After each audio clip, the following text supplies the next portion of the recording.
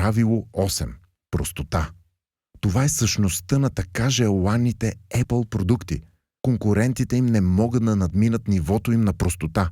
От потребителското изживяване до естетичния дизайн и деликатна работа, вложени, за да направят продуктите си интуитивни.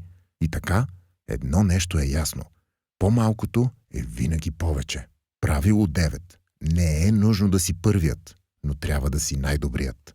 Въпреки че вече имаха конкуренция на пазара, Apple избраха същите тези продукти и подобриха потребителското изживяване, навигацията, теглото, опаковката и каналите за разпространение.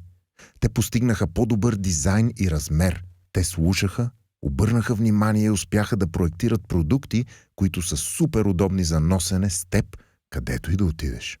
В книгата «Какво направи Стив Джобс толкова успешен» ще ти разкрием още от доказаните принципи и методи, които създателят на Apple прилагал с години по пътя си към върха.